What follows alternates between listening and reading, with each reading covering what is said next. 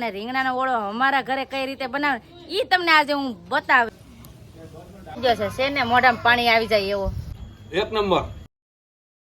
Hello family, જય માતાજી, રામ રામ બધાને. તો કેમ છો બધા? મજામાં ને? તમે બધા મજામાં હે ને? આજના નવા વિડીયોમાં તમારું બધાનું હાર્દિક હાર્દિક સ્વાગત કરું છું. તો ફર્સ્ટ ક્લાસ મસ્ત મજાના તૈયાર થઈ ગયા છીએ.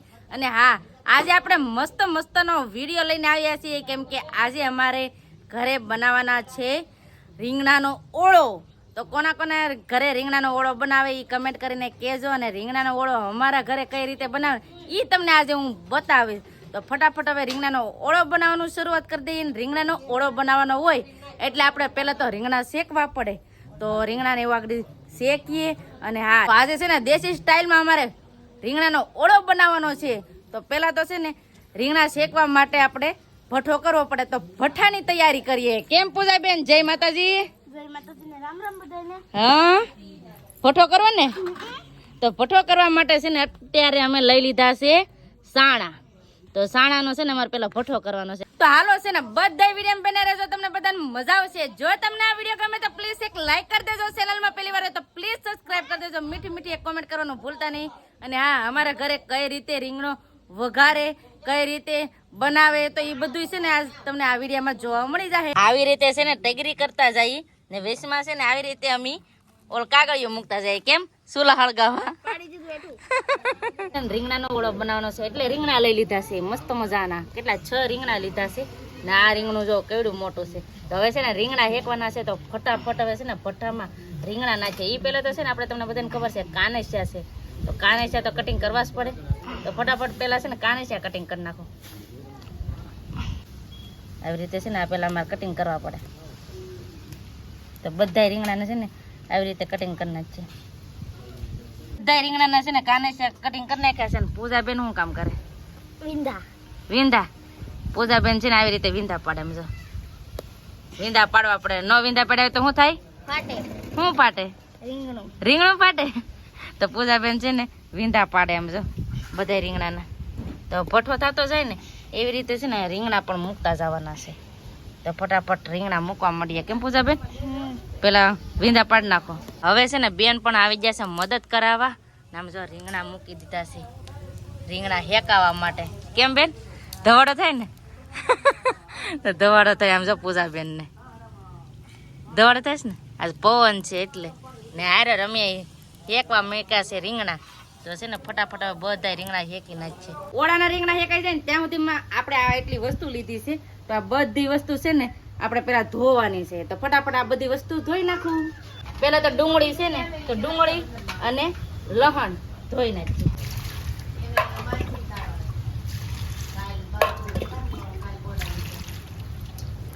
તો બધી વસ્તુ છે ને ધોઈ નાખી છે. લસણ, ડુંગળી, ટમેટા, કોથમરી ને સોળી. તો બધું છે ને ધોઈને કમ્પ્લીટ કરી નાખ્યું છે.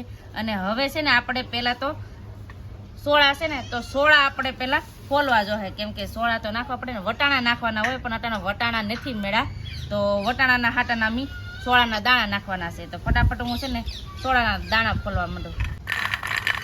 સોળાના દાણા ફોલી નાખ્યા છે ને હવે વારો છે આપણે ટમેટાનો. તો ટમેટા છે ને ફટાફટ હવે છે ને ટમેટા સુધારવા માંડું. આજ પવન બહુ છે, આ બધું ઉડવા માંડ્યું. પવન ઉડ્યો છે. તો ફટાફટ હવે છે ને ટમેટા સુધારવા માંડું ઝીણી ઝીણી ક્રશમાં.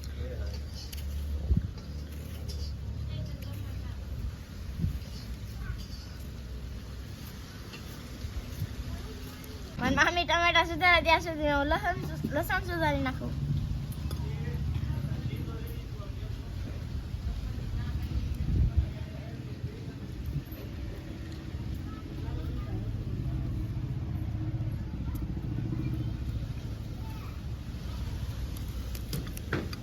ટમેટા સુધારી નાખ્યા છે.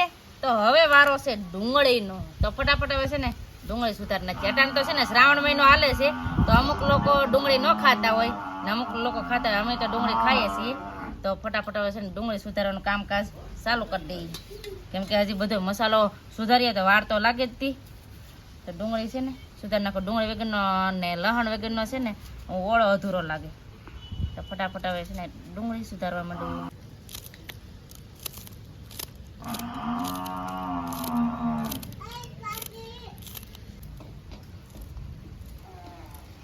લસણ સુધારી નાખું. હવે કોથમરી સુધારી નાખું.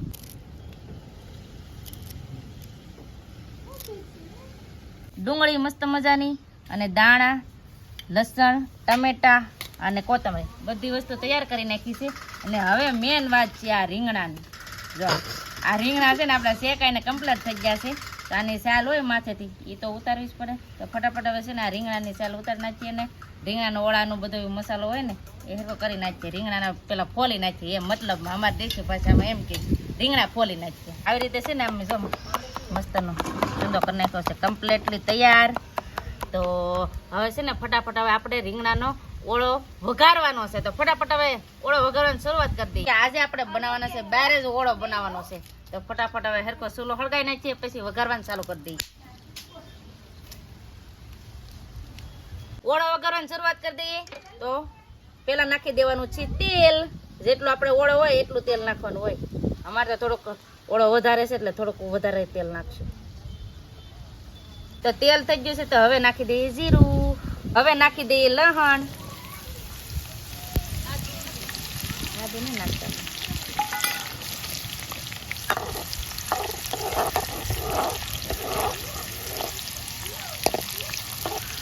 લસણ થોડુંક શેકાઈ ગયું. હવે નાખી દઈએ ડુંગળી. તો ડુંગળીને છે ને ઘડીક સડવા દઈએ. એ પેલા નાખી દો થોડુંક સ્વાદ અનુસાર મીઠું. મીઠું નાખી દીધું ને તો વેલા ડુંગળી સડી જાય એટલે હારે છે ને મીઠું નાખી દઈએ. હવે છે ને હરથી મસ્તની છે ને ડુંગળીને પાકવા દઈએ. લીલી ડુંગળી છે એટલે થોડુંક પાણી જેવું તો થાય પણ ઘડીક સડવા દઈએ. હવે ડુંગળી સડી ગઈ છે તો નાખી દઈએ ટમેટા.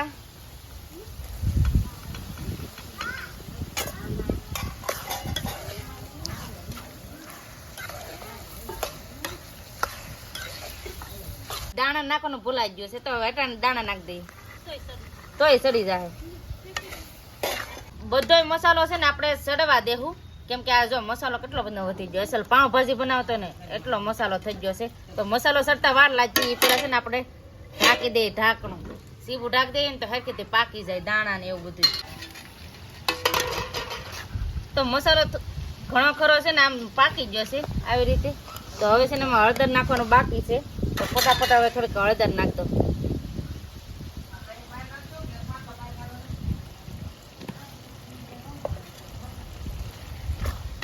જેટલું આપણે ઓળો હોય ને ઓળા પ્રમાણે આપણે મરચું લઈ લઈએ. જેવું તીખું ખાતા હોય એ રીતનું લેવાય. તો અમે છે ને મરચું પેલા લઈ લો જેટલું નાખવાનું હોય એટલું. તો બધો મસાલો છે ને એ પાકીને તૈયાર થઈ ગયો છે ને આપણે મરચું લીધેલું છે તો હવે મરચું નાખી દઈએ પેલા.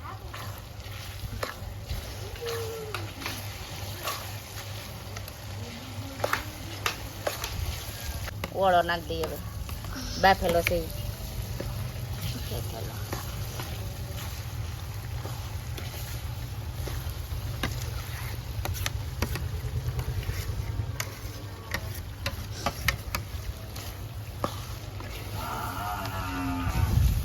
તો બધું છે ને મિક્સ કરી નાખીએ. આપણે મસાલો બધો છે ને તો મિક્સ થઈ જાય એટલે હલાવી નાખીએ. તો આવી રીતે મસ્ત મસ્તનો છે ને આપણે ઓળો બનીને તૈયાર થઈ ગયો છે ને મોઢામાં પાણી આવી જાય એવો. હવે નાખવાની છે આપણે કોથમરી. તો ફટાફટ કોથમરી નાખી દઈએ ઓળામાં.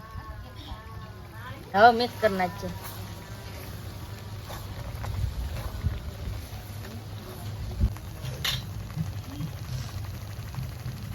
ઓળો બનીને તૈયાર થઈ ગયો છે ને હવે છે ને આપણે ભાણામાં આપી દઈએ. બધાને છે ને જમવા આપી દઈએ.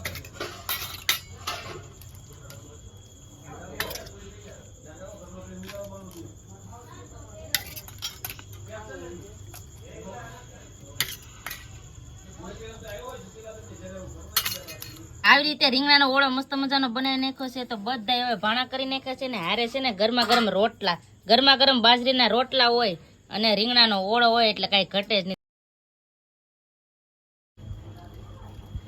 એક નંબર સુપર હિટ. સારું બને થોડું કઈ ઘટે. આવી રીતે છે ને અમારા રીંગણાનો ઓળાની રેસીપી હતી. તો તમને આ રેસીપી કેવી રીતે લાગી પ્લીઝ કમેન્ટ કરીને કહેજો ને. અમે આવી રીતે ઓળો બનાવી એવી જ રીતે તમે બનાવો છો કે નહીં ઈ કમેન્ટ કરજો ને. હું આમાં ભૂલાય છે ઈ પણ તમે કમેન્ટ કરજો કે આ ઓછું છે એમ.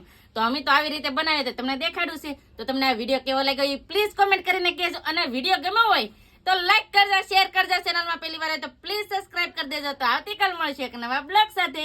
નવા ઉમંગ સાથે, નવા જોશ સાથે. ત્યાં સુધી જય માતાજી. રામ રામ બધાને. હાલજો, બાય બાય.